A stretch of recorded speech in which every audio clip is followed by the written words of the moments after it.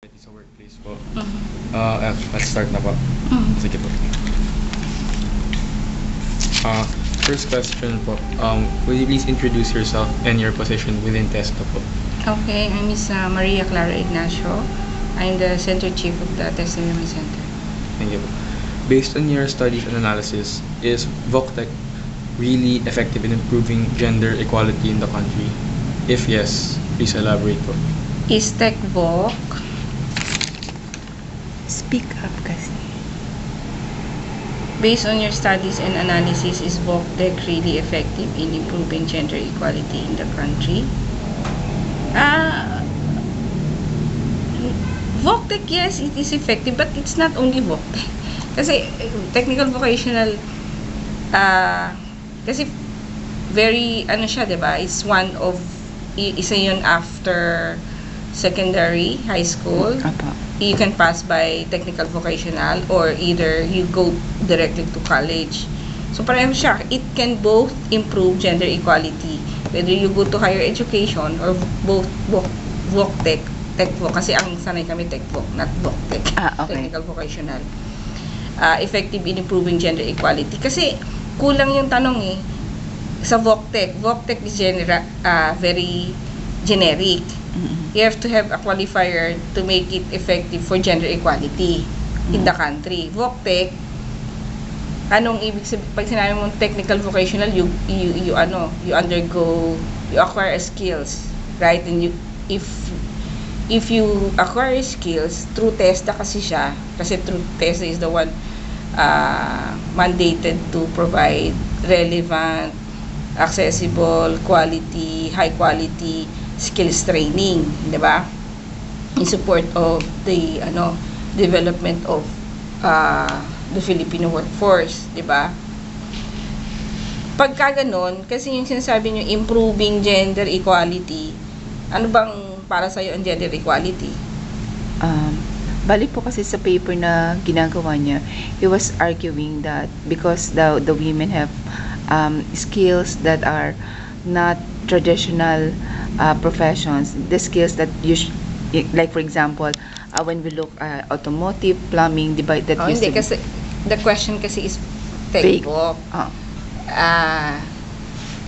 Di ba dapat yung tanong Mm. kasi kung yung ganun yung concern, ang tanong dapat is yung women taking TechVoc be an effective, parang ganon, di ba? In non-traditional courses. Kasi pag technical vocational, ang dami niyan, di ba? Kahit na anong TechVoc. Pero in relation to improving gender equality, kasi ang sinasabi dito, hindi mo pa na-achieve yung gender equality o papunta ka pa lang doon. So ang tanong is, ito bang technical vocational education, if you go into makaka-improve ba to sa problem on gender equality? Ang problem ng gender equality, there is this unequal, diba, opportunity, not less ang access ng babae compared to men. Lalo na sa non-traditional. So the question, parang hindi mo siya Na-refine. diba? So yun yung ko doon, paliwanag ko doon. Yes, kasi para sagutin siya, you have to be more specific na ang i-refer mo ba para sa gender equality is yung taking technical vocational ng babae to improve gender equality. Paano? 'Di ba? You increase the access kasi actually hindi naman kasi siya pang VOCTEC lang. Even in basic education, it can also help in the improvement of gender equality. Even in higher education, it can also. Yeah. 'Di ba? Parehas. So, bali. Kasi ang may gap yung mga gender gaps yun yung inaano mo din. So, how the question was stated, may kulang para sagutin yung So if we're going to, for example, phrase it like the technical vocational skills that were provided, but being provided now by your office, is it effective based on um, the experiences of the women who actually took the course, or to what extent is it Kasi able to empower them? ang women center kasi was established or built to empower women through the provision of accessible, relevant, high quality skills training program for women, especially those who are in giving them opportunity in non-traditional occupations wherein mas dominated ng men, like for example in welding, in the construction, Plumbing. in the plumbing, in automotive servicing. Mm-mm. If you give them more access, or you increase the access wherein you give more opportunity for them and you do not discriminate, and you promote gender equality or women empowerment, yes, it will definitely improve. Mm-mm. Based on may ginawa na po bang study really? Yes, I can share with you some of our success stories. We have already I can give you some. Yeah. Hindi ako na lang kayo. Apo. And you mentioned that TechVoc is just one of the several means that the government is considering to empower women.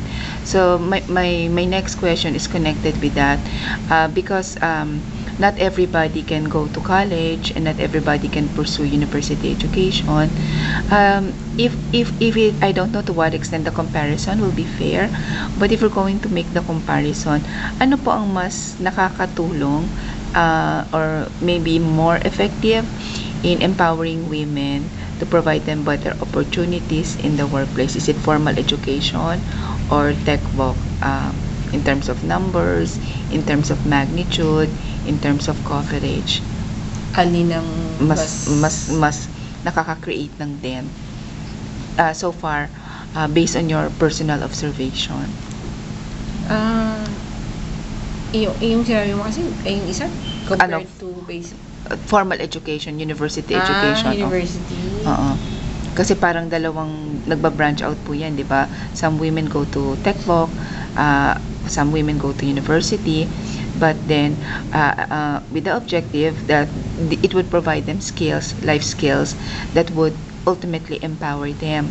So if you're going to make that comparison, in the context of Philippine society, which do you think is more effective in kind of balance the gender relations? Actually, I wouldn't compare it formal or TechVoc or non-formal. Kasi meron din naman kaming formal TechVoc eh. Meron kami informal TechVoc. But what is important if you want to really parang, for me, kasi I'm also a trainer, instructor, the contents, whether it be informal or informal education, the content of the curriculum is much more important. That will really parang the design of the curriculum, the contents of the module, and how it is being delivered. Yun ang mas importante para ma-achieve mo talaga yung gusto mo ma-produce na workforce or whatever.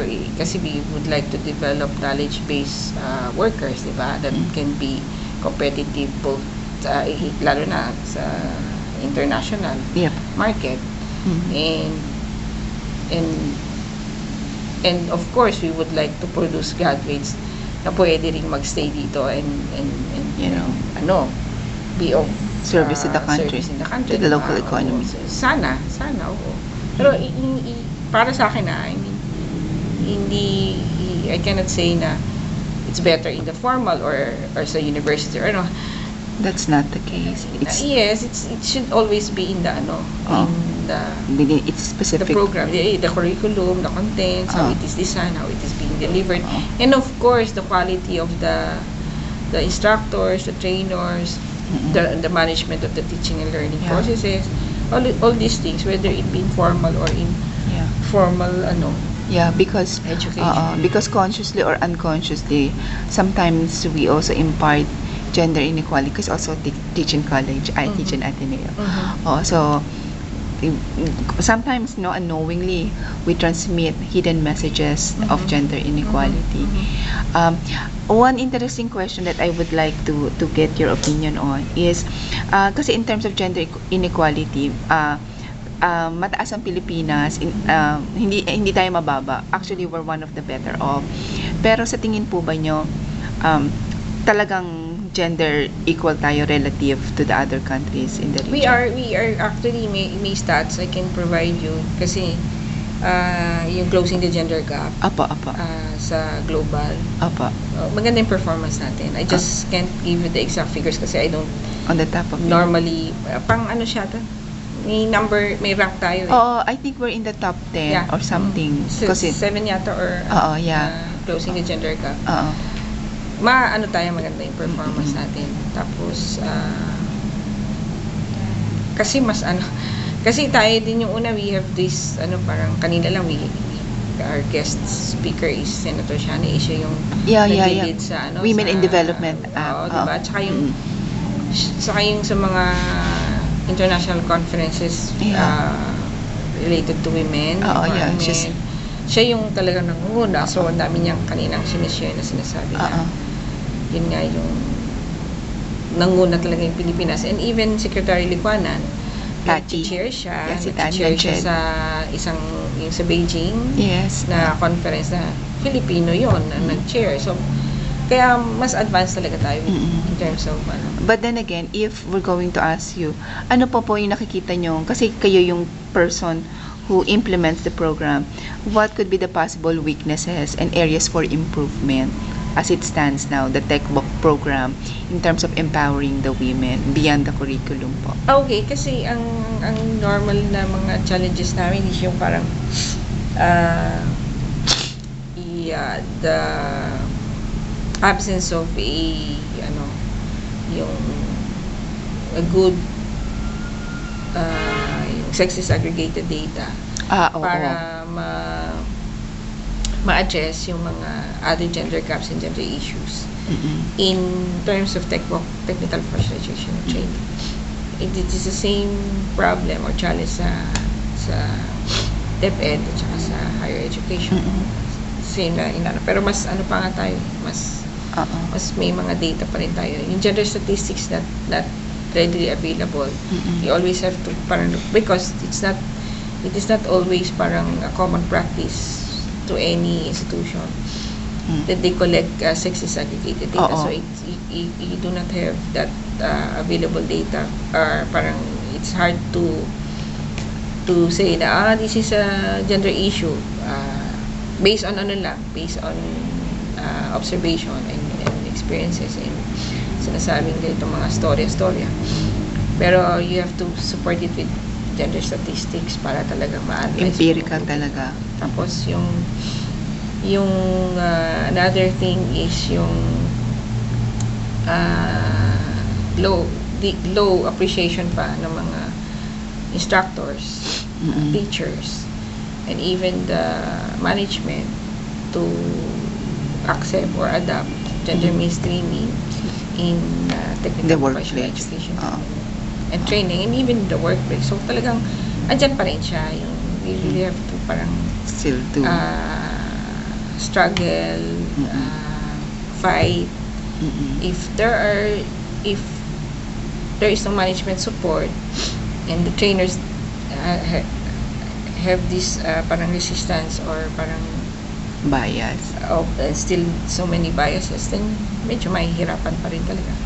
Pero marami na rin naman kaming yung ano po ba yung mga graduates nyo, do you match them with companies? So so hindi naman po kayo nakakakuha ng mga case na talagang we don't want women graduates, they don't because it's against the law. Simula nun, yes, but kasi until now, unti-unti actually, because unti-unti before hindi masyadong kilala yung women, ayaw i-recognize women welders, but now sila na yung lumalapit sa amin kasi we're already 16 years in operation. Parang sila na yung naghahanap kasi kailangan na in demand, so they already recognize the capacity of women in terms of welding, automotive servicing, sa plumbing, so they accept, diba? Okay na, tama na daw. Wait lang. Final question po. For you po, are there any obstacles or any roadblocks that obstruct tech walk po, like any hindrances po regarding tech walk? Yeah, oo. Ano to? Yung sa technical vocational namin, actually, ang problema namin, hindi naman budget kasi malaking budget namin. Maybe, more pa parang sobrang I think yung acceptance pa rin yung sa mga industries like for example yung hindi agad nare-recognize or tinatanggap. May biases pa rin accepting women, pero unti-unti may mga tumatanggap na. So, yung opportunity, may makikita ka pa rin mga gaps, gender disparities. You can still see some gender disparities in acceptance, and other ay yung mga gender-based occurrence of gender-based violence like sexual harassment in the workplace.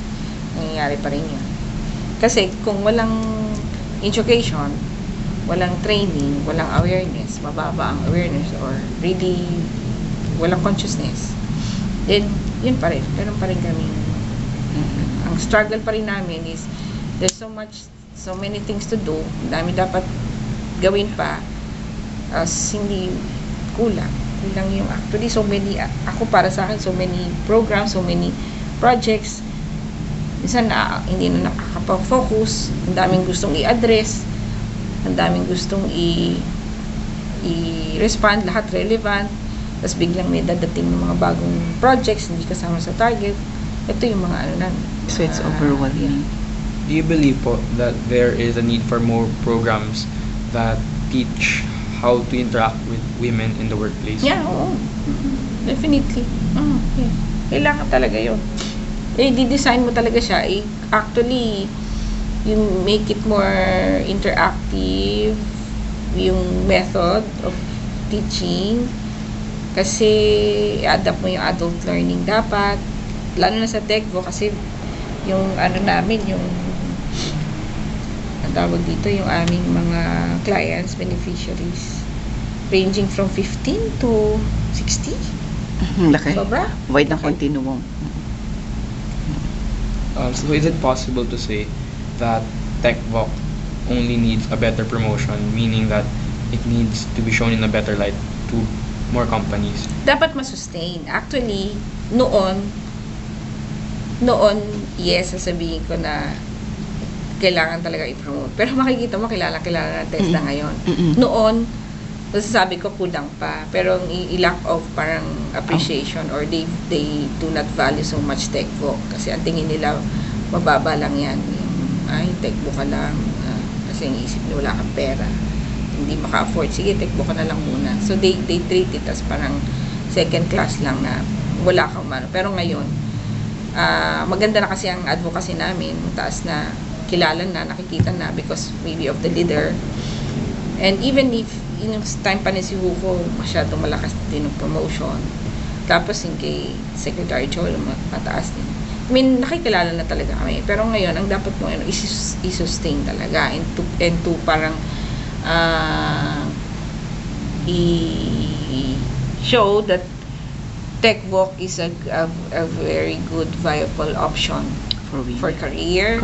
Oo, di ba? Hindi talaga lang you can find employment even if you are not a college graduate and you are a TechVoc graduate, because we promote the TESDA certification, assessment and certification. That's what will give